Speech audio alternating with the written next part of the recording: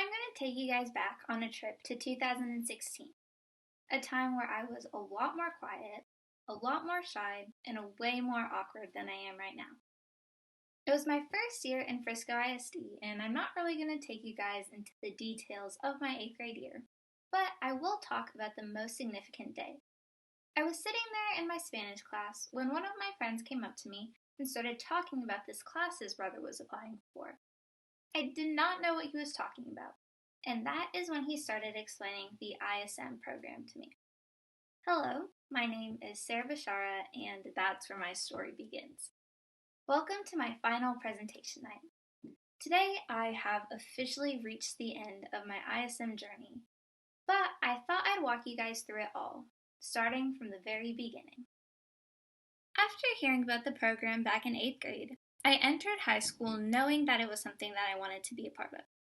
Ever since I was little, I knew I wanted to be a pediatric dentist, and I thought ISM was the perfect program to let me experience the career that I was so sure of. My whole sophomore and freshman year, I spent anticipating the moment I got to apply. So when applications came out right before spring break of my sophomore year, I was pretty excited to say the least, until I saw how much work it was. But I did what I usually do. I waited until a couple of days before it was due, and I put in my 100% best effort to the application. And to this day, I can still say I'm very proud of the essay I turned in. After I turned it in, I waited and waited and waited some more until one day I checked my email and I had gotten an interview. I later realized that everybody got an interview, but I still considered it an accomplishment. The night before the interview, I spent reviewing questions, looking up interview questions, practicing answers, and basically doing everything I possibly can to make the interview go as seamlessly and perfectly as it could.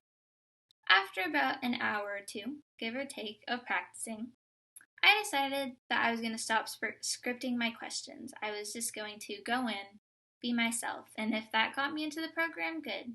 If it didn't, that's okay as well. So I woke up the next morning, I got dressed in a suit, which was the first time I ever got to wear one. It was kind of like this. And at 9:30 in the morning, I went to the chosen space for the interview, and I just went for it. The whole time, I was so scared, and Mr. Pirtle, the ISM teacher, could have probably told. And in my head, it's all a little bit blurry, but it couldn't have gone that badly because fast forward a couple of weeks, and I had gotten into the program.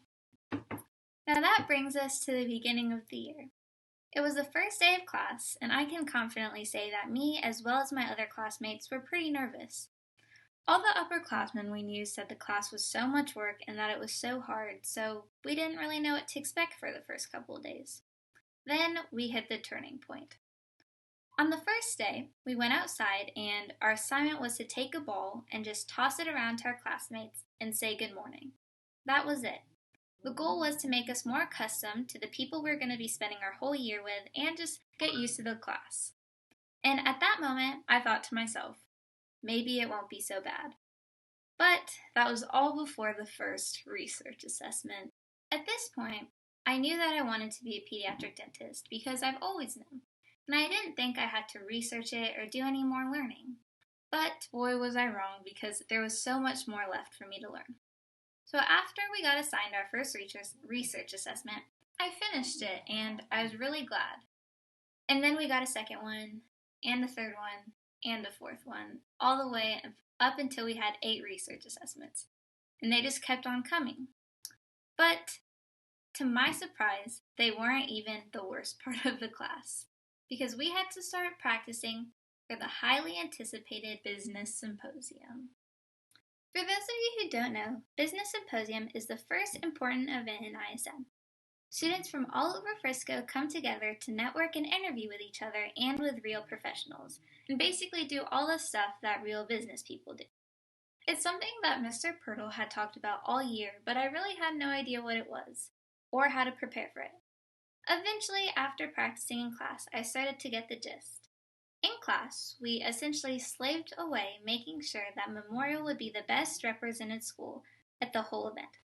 So on October 2nd, the day had finally came. We all eagerly gathered at Independence High School in the morning, way too early for my liking, but it's fine, and we put everything we had practiced to work. First was the networking session, and it was way less nerve-wracking than we practiced in class.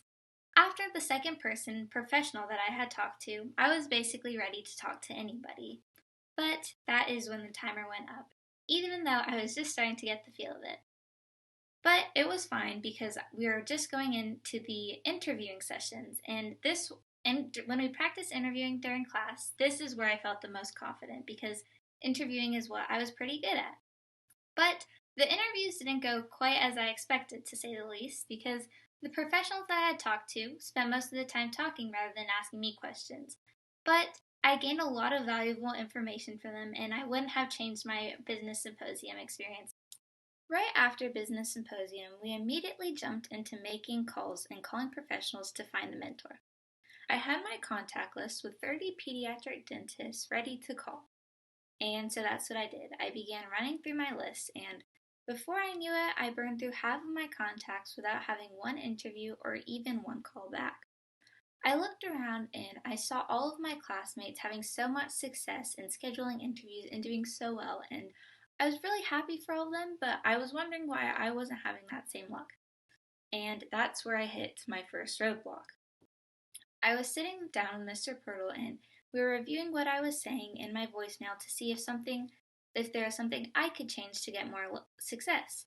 But we came to the conclusion that I just had to keep on being persistent and keep on making phone calls. Follow-up after follow-up, I kept on being persistent until I got my first interview with a pediatric dentist. It was Dr. V from Stonebrook Pediatric Dentistry, and he actually reached out to me about a month after I called his office and emailed him because he was busy getting married, which I guess is totally understandable. So on October 25th, I had my first interview with a pediatric dentist, and honestly, it went so great. He gave me a lot of insight on the field and was very open about the ups and downs of the job with me, and he was just very transparent. And the second I sat down and talked with him, I knew that he was a potential mentor. But there was one more person I wanted to interview before I made that decision, my very own pediatric dentist. So, a couple of days later, I made a phone call to Allen Pediatric Dentistry to schedule an interview with Dr. Hunter, my very own pediatric dentist. Almost immediately, I got a call back from her personal cell phone, which was very different than my past experiences because I had either not gotten a call back or a receptionist reached out to me. We scheduled an interview at a Starbucks, which to me was another sign because obviously I love Starbucks. Who doesn't? The day came for the interview, and I got to our location 10 minutes early and waited. When Dr. Hunter arrived, she right away greeted me with a hug, which I had never known if doctors or dentists remember their patients, but I guess that answered my question. From the second that I started asking questions during the interview and she started giving me answers, I knew that I wanted her as my mentor.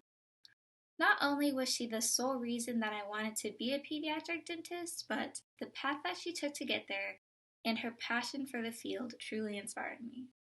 Additionally, having her as my mentor would mean that I get to shadow in the very office that made me love the career to begin with. After our interview, I was ready to ask her to be my mentor, and so that's what I did. A couple weeks later, I called her and I asked, and I was very nervous she was going to say no, but thankfully she did not. And ever since that moment, Dr. Hunter has been the best mentor a kid or any person could ask for. Not only has she taught me so much about pediatric dentistry and made me love the career even more this year, my whole life she's made me love it. I'm very, very thankful for everything she's done for me this year and for welcoming me into her office, not as a patient this time, but as a mentee. And I can't wait to see what the future has in store for us. And again, thank you so much, Dr. Hunter. You are the best. After I secured her as a mentor for the year, we switched gears pretty quickly into Winter Showcase mode. Winter Showcase was the event that I personally was looking the most forward to since I arrived in Frisco and heard about ISM. For those of you who don't know, Winter Showcase is the second important event in ISM, after Business Symposium, of course. Every ISM student from all the Frisco schools join together at the Star to display everything they've learned throughout the semester regarding their shadowing and mentorships, project ideas, or research and assessments. And over 2,000 people come to this event, and it's fully funded by the Jerry Jones Family Foundation, which is so crazy. Prior to being an ISM, though, I would come to these events and I'd marvel at what I saw, but I didn't know how much work was required for it. Hours of preparation went into preparing for Winter Showcase. The first thing that we did was make our display boards, which mine looks like this. They have an overall description of what we're studying, and they portray it in a way that reflects the career field we're going into. They took hours to make and hours to fix once our classmates and our teacher gave us criticism. Overall, I'm very proud of how my display board turned out, and this is probably the one thing I did not procrastinate all year on. As you may tell, visual aesthetics was a big part of the display board. The theme that I decided to use was playful and childlike, yet structured and organized to show that a high school student made it. The aspects that were on the display board were the mission statement that we wrote at the beginning of the year, an overall job description,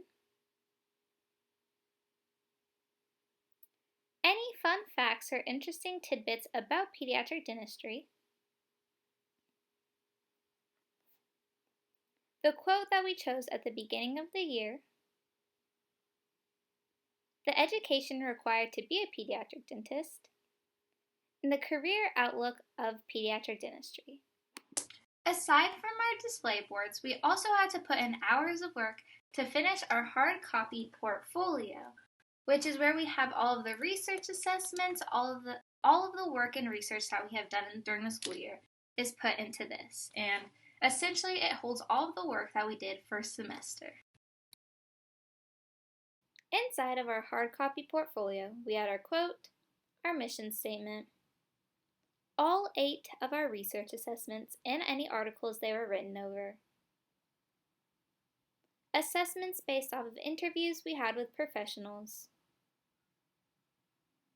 anything regarding our mentorship, ideas for original work, and our weekly progress blogs reporting what we have done throughout the week. And lastly, rubrics. Now, the last thing that we had to do to prepare for Winter Showcase was obviously buy props. So I did what I do best, and I went online shopping. And I bought some great teeth, which all the kids who came to my stand loved, and some dental tools to show what dentists use. After weeks of preparing in advance, the day finally came on January 15th when all the ISM students across the district joined together at the Star to display all the hard work that they've put in over the past semester. Personally, this was my favorite event in ISM thus far, without a doubt, because I loved being able to talk to people about pediatric dentistry just because I'm so passionate about it. I also loved being able to show my family, my friends, and my mentor all the hard work that I put in so far. Overall, Winter Showcase gave me a great opportunity to just be proud of the work that I've put in and all that I've accomplished this year. The next day, me and my classmates all got to reflect on the experience as a whole, and I would say we all thought it was very rewarding and an amazing experience. However, we had to quickly move on into the big project that we'd all be working on all of our second semester, our original work project. Everything we had done in ISM was leading up to our original work. This was a project that we would all spend the whole second semester on, and it was aimed to benefit our community regarding the specific career field we were working in. At the beginning of the brainstorming process, I came up with an idea that I was so passionate about. It stemmed from my first interview with my mentor. I sat and I asked one simple question. I asked Dr. Hunter what is the biggest problem she, as a pediatric dentist, sees in our community. And with that, she responded, the number of kids in Frisco and in our area that people believe to be well served who do not have the means of obtaining proper dental care and who are underserved in that aspect. And with that, I came up with my first idea. I was going to send out care packages with toothbrushes, toothpaste, and floss to lower income areas in Frisco. And along with those care packages, I was going to send a brochure along with them explaining why dental care is so important and why it's something that we really need to pay more attention to and care about. I was so excited to tell Mr. Pirtle this idea. And when I did, my genius idea that I was so passionate about got vetoed. I was a little bit lost for some time afterwards because I was so set on this idea and I didn't know what to do if it got turned down. So one day I sat with Mr. Pirtle and we just brainstormed.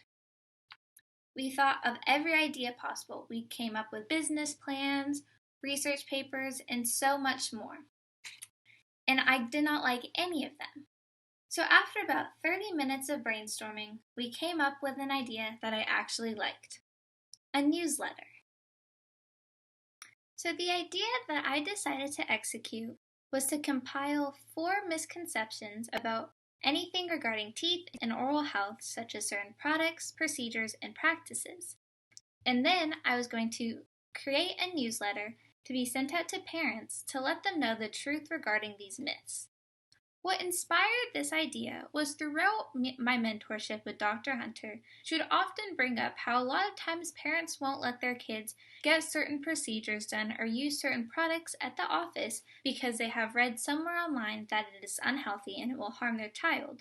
But in reality, pediatric dentists never do anything that they know will hurt their child, and so it's very important to address these myths. The 4 common misconceptions I compiled were that pediatric dentists and general dentists do the same job, that mercury fillings can cause poisoning in the bloodstream, that dental x-rays can cause cancer, and that fluoride is bad for you overall and can cause various diseases. After choosing these topics, I created a weekly newsletter that will be sent out to parents. Every week for about a month, a different myth would be addressed about pediatric dentistry. Now, before I started doing my research, there was one important thing I had to do, and it was to come up with a clever name for my newsletter. And with that, the Tooth Truth was born. After coming up with the idea, I was so ready to get started. After the initial brainstorming phase, the first thing I had to do was come up with the list of common misconceptions, and that's how I arrived at the 4 that I did through talking to my mentor and researching online. After coming up with the list of common misconceptions I was going to address, I had to create the website. This was a kind of difficult part for me because I tried to find a theme that I liked and that was a little bit playful because it is for pediatric dentistry, but professional because I am aiming to communicate to parents and they are my target audience. So I decided on this theme, which, if you look, it has the title, The Tooth Truth, and if you go further down, I made sure to incorporate some color but keep it professional. I also had to come up with a name for my website, which obviously you heard, The Tooth Truth. I did have to consult some peers because coming up with creative names is not my specialty, but after a bunch of throwing ideas around, I came up with The Tooth Truth because it shows I'm talking about dentistry, but also that I'm spreading the truth about common misconceptions. After coming up with a clever name for the newsletter and creating a website, the one thing I had left to do was begin the in-depth research of the misconceptions that I chose during the initial brainstorming phase. This was the most time-consuming part about the process because I had to read articles from different sources, compile the information I learned in them into articles of my own and in my own words. But it was actually a very interesting and enlightening process because I learned a lot about dentistry as a whole, and I actually enjoyed all the research. After compiling the sources and making my own articles, I collected some visuals, such as pictures and videos, to add into my newsletter. Before I knew it, I was done with my research and done with making my website, and the one thing I had left to do was to go find parents to be subscribers to my newsletter. I was going to go to my church and parks to ask parents if they wanted to be a subscriber. But that's when Corona hit. I had no means of obtaining actual subscribers to the newsletter because I couldn't leave my house. So I had to readjust. After discussing with a lot of different advisors, I decided that the best thing to do would not be to limit the website to just parents who subscribe to the letter, but make it open and available for everybody. So when school was canceled for the rest of the year, I shifted my focus from finishing my website to reviewing it and making sure that it was the best work I could possibly produce because so many people were going to see it, not only the few parents who signed up for the newsletter. After a couple of weeks of editing, I finally finished a product that I was proud of. So without further ado, I introduce you to the Tooth Truth. The Tooth Truth is a user-friendly and navigable website that addresses myths seen in pediatric dentistry. From the previews, you can click Read More to see what there is to be said about the myth addressed. You can also click the Myth Busting tab to click on the myth that I talked about. In each article, as you can see, there is visuals to help understand the truth of the matter. And that is my original work project, one of the most influential projects of my life. And I truly enjoyed every single part of it, and it was a great end to my ISM journey, even though I physically cannot end the year with my classmates and my friends and my teachers. Whenever I look back at my year in ISM, I remember the quote that I chose at the beginning of the year. It was our first assignment, and I really wanted to put in my best effort, so I chose a quote that at the time it did not resonate with me that much, but I realized it would later in the year. You gain strength, courage, and confidence by every experience in which you stop and to really look fear in the face. Do the thing you think you cannot do. Eleanor Roosevelt. While I chose this quote at the beginning of the year simply because I liked it, I did not know how much it would relate to this year's experience. Throughout this year, I faced challenges, from firstly not getting answers to my phone calls, or being in the middle of a global pandemic. There were times where I just thought it would be easier to give up, not complete my original work, or not put in my best effort. There were times when getting up and doing my work and just finding motivation was so difficult. But the constant support from my family and my friends, Dr. Hunter and Mr. Pirtle, always kept me going when I did not want to. And I would just like to take a moment to thank all of you guys for always being there for me and encouraging me in such hard times. And I believe that through this year's perseverance, I gained strength. Perseverance and strength. Two words that I truly grasped the meaning of this year. Perseverance is doing something despite difficulty, rising above and taking initiative when it's easier to just sit back and let other people do the work. Doing things when you aren't motivated and when you don't feel like it. I learned perseverance through not getting calls back and being persistent and making sure I did my part in finding a mentor. I learned perseverance through spending weeks on end on my display board and my hard copy portfolio to make sure that I presented myself professionally at Winter Showcase. I learned perseverance through finding the motivation during a global pandemic to work and to get my original work done, when at times it was easier to just sit there and not do it. Strength is dealing with situations or events that are hard or not fun. Learning how to be in uncomfortable situations and being okay with that feeling, which, believe it or not, is very necessary for the ISM program because of all the awkward phone calls or interactions I had throughout the year. Strength is figuring out how to have a positive mindset when it's easier to feel bad for yourself or be negative. Strength and perseverance. If we went back to 2016 and you asked little Sarah, 8th grade Sarah at the time, what those two words meant, I would have given you the dictionary definition, because in reality I didn't know what those words meant to me. Throughout my ISM journey and throughout my years in high school, I finally gained a personal understanding of them, and they honestly changed my life. I encourage you to go out and seek your own meaning of perseverance and strength, because like I said, they change lives. Go out and find it. Thank you for coming to my final presentation night.